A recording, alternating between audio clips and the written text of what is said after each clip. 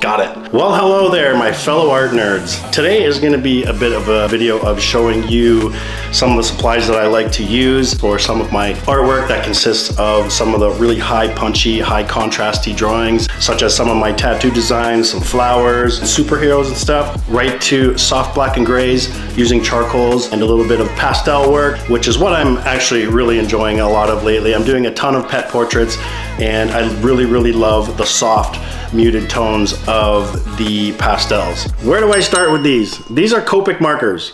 These are super expensive, but these things, let me tell you, as many of you know, I'm a tattooer and I do a lot of digital art. And one day I remember actually I was doing digital art and I was like, I want to get a few of these markers. I want to try them out and see if I can do some portraits and stuff with these things. And I started with the black and gray. I think it was the cool gray set. They were not the brush tip, they were the fine tip and the chisel end, and they were great. My very first drawing was actually a stormtrooper and it turned out great. I was just, very loose drawing, it turned out amazing. And then I decided, you know what, these things are great, I want to buy the whole set. I think it set me back around $4,000 to be honest with you. And these are the marker tips, the brush tips and the chisel end. These things are amazing. But if you can afford these things, I highly recommend it. I think the downfall with alcohol markers, I've had the whole set of Ohuhu markers and those things are amazing, especially for the price. When I purchased the set, it was like 300 and something markers and I think it was like $350. So it was like $1.50 a marker. These things, we don't even want to break down the prices. I'm not gonna get into that in this video. But I ended up giving the set of Ohuhus to my son. But food for thought, Ohuhus are amazing, and go on Amazon now and trying to buy them with all these tariffs and stuff going on, because the cheapest I found for that set for 300 and something markers, I believe the last offer was a $1,400 offer, so they can hoop it. I ain't paying that. So these, I have the whole set. These are amazing. Now, there's an attachment for these. There's the attachment right here. So, you basically take the chisel end out, and you put it in there, just like so, and you hook that up to an airbrush, which I have. And now with that, you could do a ton of background.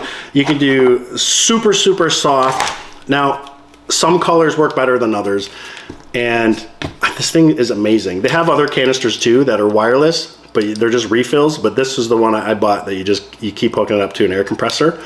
Yeah, you can get super soft backgrounds and some undertones with these things, and it does not go through a lot of pigment either. It may seem like it does, but it does not. Or you can just, color in, and you can go to your local art store or Amazon and pick up the refills. Now I have a few refills as well, the refill pens, and if you basically empty one of these, I believe you get 3 to 4 refills. I think they were like $15 to $20 for the refill. So these are very good. The only problem with, say, Prismacolors, Copics, Ohuhus, they are not very light fast. It's an alcohol-based marker, so they will fade to UV light. So I use these when I'm not doing pastels. I use these for an undertone, and then I use colored pencils on top, which will essentially stop, the light fastness, right? I mean, I also spray them with a fixative as well, which helps a lot, and I buy UV frames for basically all of my art. Okay, next up, we've got Posca markers. I just went out on a limb and I was like, I kind of want to do some Posca art. Let's see what I can do with these things.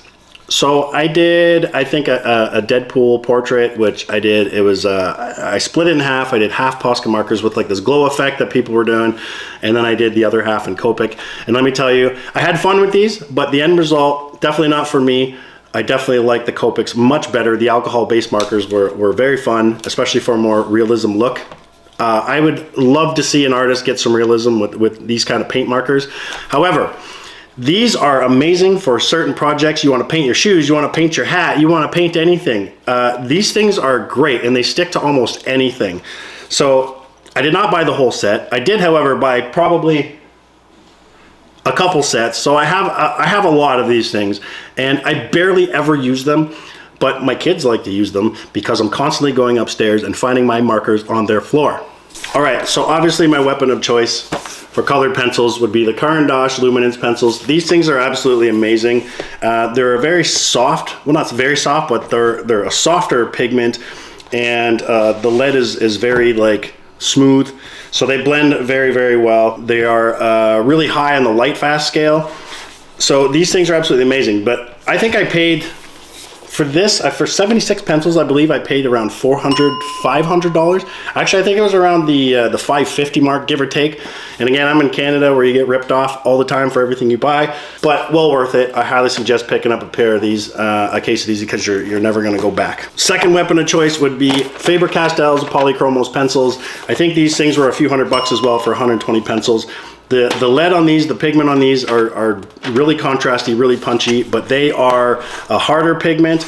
And again, just like the pastel pencils, you're gonna wanna get into some tight little details with these things. And of course, you can use them on their own, they're amazing.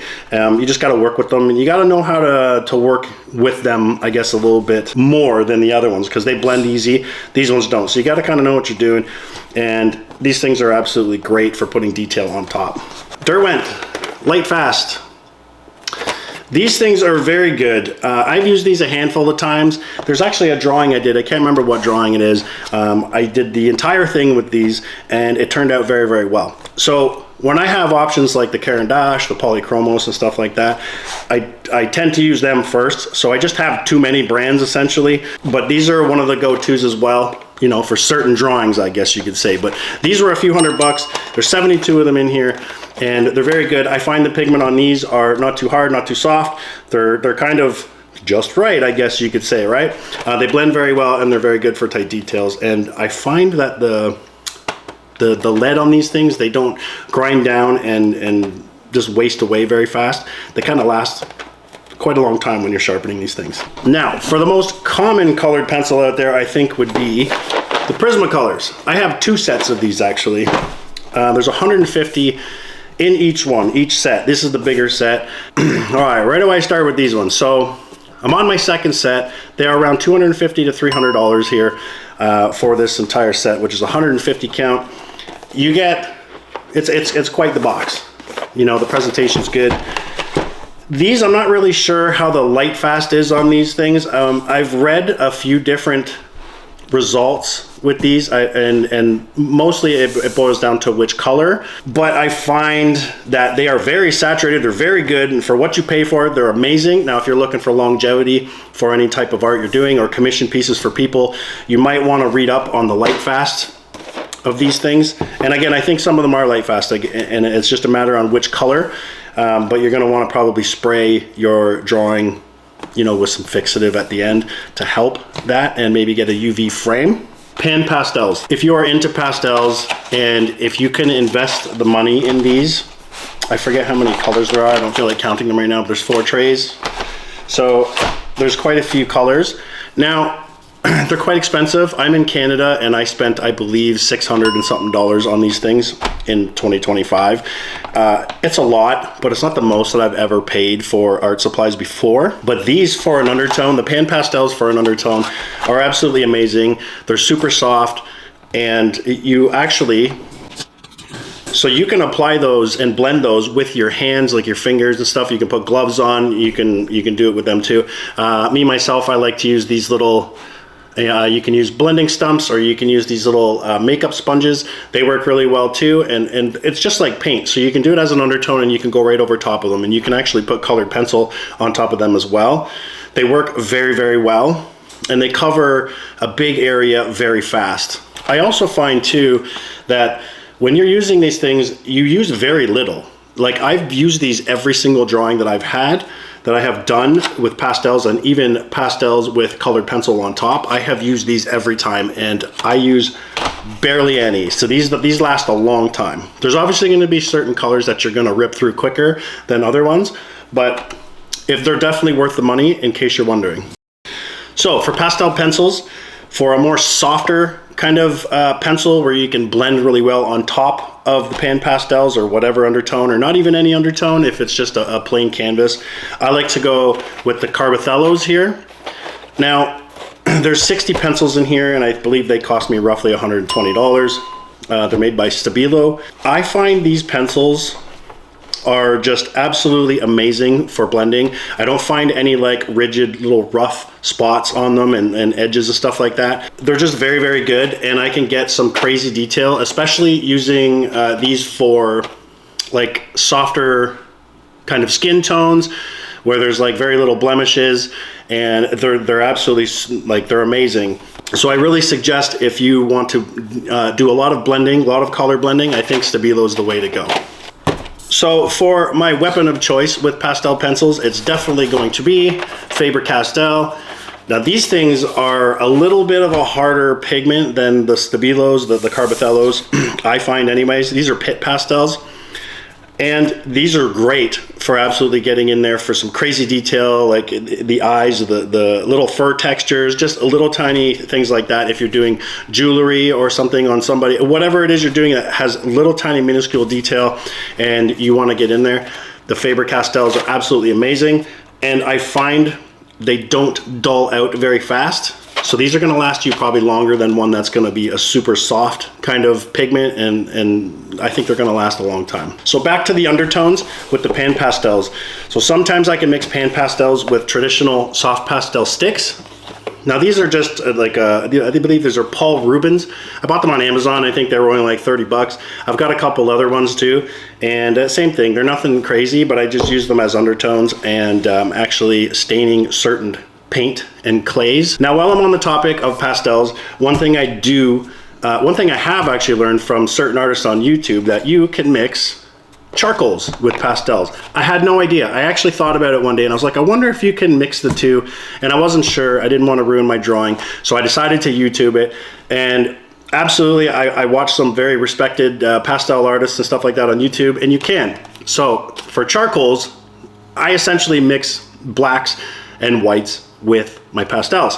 I don't really use colored pastels very often. I do have them, but I don't really use them. I'd rather, colored charcoals very often. I would rather just use the colored pastels. So for my white charcoal sticks, I use charcoal white by DrewDrawz. These things are absolutely amazing. I think they were like 15, 20 bucks. These things are great. They're a soft charcoal. They're amazing. And I also use a ton of different black charcoal sticks as well. And I also like to use DrewDrawz powdered charcoal. Now, I don't use this very often. Again, if it's super soft, like say I'm doing a human portrait or something, and I'm doing like a cheek or something like that, or like a forehead, just an undertone before I get the details on there, I'll absolutely use this stuff, but I don't find it very dark. And now, I know I did mention the colored charcoals, but I have used them before, clearly, but these are Charcoal XL Derwent, and these are charcoal blocks, but they come in different colors. You know, they have like sienna colors and right up to black and white. So these are actually pretty good, but again, it's not very often I use these. Now for charcoal pencils, you can use the Derwent, again, charcoal pencils, and these come tinted as well. And DrewDrawz, they come in different tones of black and grays, super soft by the way. And DrewDrawz white. These I use for fine details. I actually use these over the pastels for certain highlights on some of my portraits, and these work very well for tight details and getting super white highlights in there, especially for fur and like eyes and stuff. And again, this here, it's a woodless charcoal pencil. There's no wood around it. These things are amazing. I actually found these a long time ago in my local art store. These are really good. They're not very soft. They say that they're soft, but they're definitely not. But again, like eyelashes, so on and so forth. My fingers are getting all dirty, which is okay. But these are not very soft, but they're very good for tight little details. So I highly recommend picking up some of these woodless charcoal pencils. Couple little things I just want to touch base on for colored pencils in particular. There's a fixative, not a fixative, it's like a blending agent. I picked this up off of Amazon. Now I wanted to try it out, and it's very potent. You just put a little bit on a paintbrush and you can kind of blend your pencil crayon, you know, your transitions from color to color with this. However, I didn't like it. I traditionally just blend, I layer all my colored pencils. I like pastel pencils, same thing, but this, we're talking about colored pencils. So I generally like to just, you know, layers, soft layers, and just pile it on top, and I find I get a smoother blend that way anyway. So I just wanted to touch base on this stuff. So if you are having trouble blending your pencil crayons, and you know, I highly suggest, you know, just keep practicing or looking up some YouTube videos on some tutorials on how to blend properly and other people's techniques. But if you just want to skip that, you can use this. Just fair warning. Copic. So Copic's an alcohol based, right? But Copic also makes these, an opaque white, with a little brush built in, and this, which is just a little container, which you take whatever size brush you want and brush on paint that way. So this here is actually like an acrylic based, so it goes on super opaque white right on top of anything you want. So I had to throw those in there as well. It's gritty like sand, and they have a pastel board. This stuff is expensive. This was 120 bucks for 12 sheets, but if you're doing pastel art, this is what you want. So depending on what I'm drawing, this stuff helps for an undertone as well. So if you just want to do a portrait with no background, or just a certain subject with no background, you can just use the background of this without it being pure white. So you can just use that as well. But I highly suggest this. This is what you want. No doubt about it. Now, for colored pencils, this is the paper you want. Derwent Lightfast paper. This is the paper you want.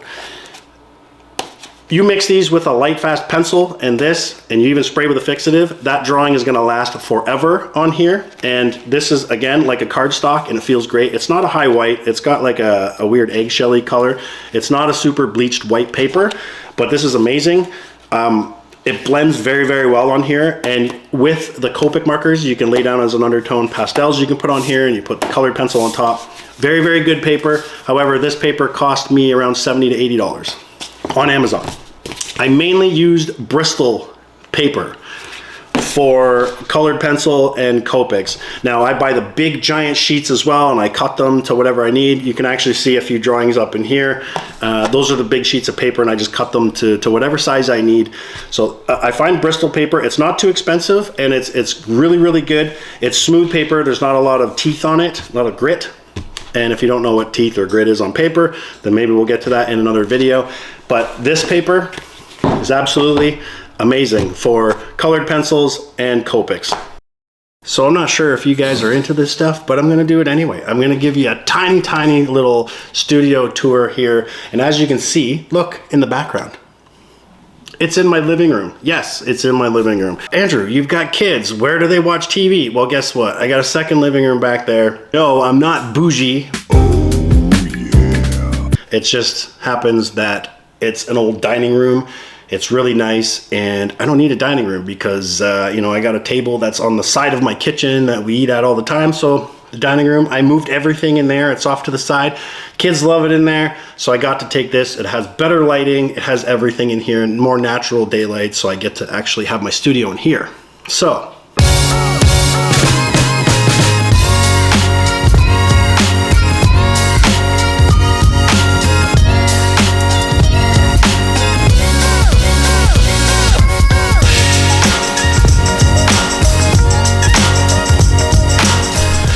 I've been wondering forever and ever, how am I going to display all my stuff? How am I going to display all of my pencils, all of my markers, everything like that without making it look crappy? So I went to IKEA, and I was actually going to do a pegboard and put a bunch of cups on it. So not only was that going to cost me an arm and a leg, but I figured it would kind of look a little bit douchey. So I ended up going with these. I ended up going with those shelves. I think the shelves were like 15 bucks each, and it got everything on there. Also too, these little glass planters, I guess you could say. I found them at the dollar store. They were $2.50 each. 22 of those things I had to buy. So that was kind of nuts. Well, would you look at that? I have got to go drop this off. I've got to go drop this off this morning. Then I have to return this Amazon package. It's that HDMI cable that's completely useless to me. So I got a new one coming so I can live stream. Well, in case you are wondering why I vlog while I'm in my car driving a lot, because that's what I do. I drive a lot. So I'm a very busy guy. I'm constantly on the go. And sometimes it's a blessing and sometimes it's a curse. And I'm going to be dropping off that painting of the man's German Shepherd. At least I think it's a German Shepherd anyway. It damn well looks like one. And yeah, hit Staples, drop off that Amazon package. And you know what's really convenient right now? Is Amazon if you drop off to Staples, you don't even need the print label anymore. You don't have to package it. You just take the original manufacturer's package of whatever item you purchased, just drop it off. They do everything for you and it's free. What a good day. What a good day. So I'm gonna be working on a new drawing this week. It's of a cat. Let's see if you can see this. I don't know if you can see that. That's basically the stencil of it. It's a cat portrait. You know, I love doing them. I did one cat drawing before, and I had a lot of fun doing it. It's a very, very long hair cat. This is a short hair cat, so I'm looking forward to, you know, trying this one out for sure. All right, that's a wrap on today's vlog, everyone. Hopefully you enjoyed tagging along while I walked you through some of the tools and materials that bring my art to life. I know it's not always about the gear, but when you find the right setup that works for your style, it really does make the creative process so much smoother. And it felt good sharing a bit of my workspace too. Nothing too fancy, but it's where the magic happens. This is the corner of the world and my world where I get lost in the process, trying new ideas and just letting things flow. And of course, delivering that piece to a friend, that's always one of the best parts of this whole thing, is seeing someone light up when they hold something they spent hours on and put their trust in you. And that's part of the reasons why I do it. So if you liked this style, you know, the behind the scenes style, let me know in the comments. I'm thinking about doing more of these, maybe deeper dives into certain materials, studio upgrades, or whatever. So if that sounds like your vibe, hit that like button, subscribe, ring that little bell so you never miss a post. So thanks for being here. Seriously, every like, comment, and share helps me keep what I'm doing, and so I can share it all with you. So until next time, stay creative, stay curious, and as always, keep making cool shit. Peace.